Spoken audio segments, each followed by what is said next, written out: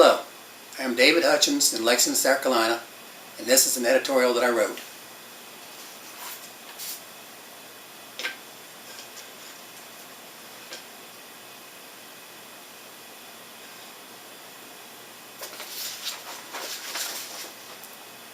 Best Politicians, Citizens United buys.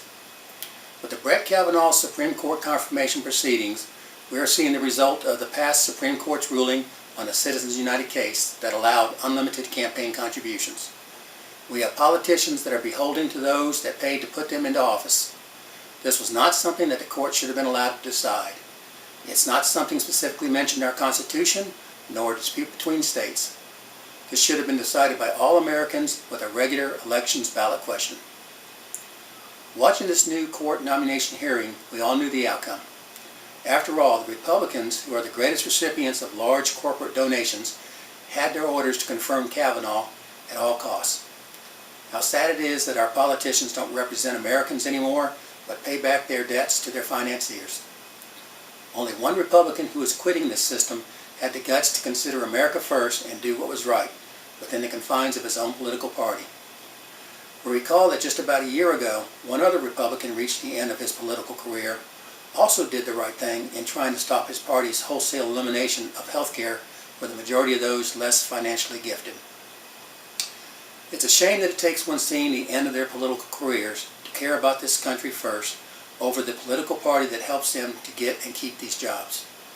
This is a prime reason for political office term limits, just as the President of the United States and governors have. If we're a democracy, there should be more direct voting power allowed to the citizens on regular electoral ballots. We should be able to recall any elected official for any reason, such as was done in California against then Governor Davis some years ago. Watch closely how this Republican president's controlled FBI is allowed to conduct this deeper investigation into legitimate allegations against his selected Supreme Court nominee and the final vote in the Senate by the Republicans. The President has already tweeted that his candidate will be on the Supreme Court. Their minds are made up, don't bother with the facts, as the Republican lawyer committee members repeatedly stated this wasn't needed or wanted. Any FBI interviews with Judge Kavanaugh or others need to be done with a polygraph lie detector, just as Dr. Ford did.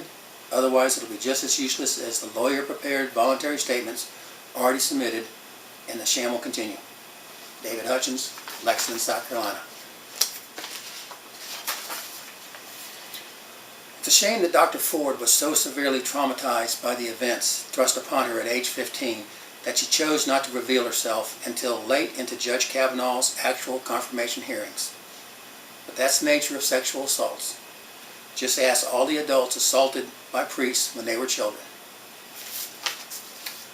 Hope this was helpful. Thank you for watching.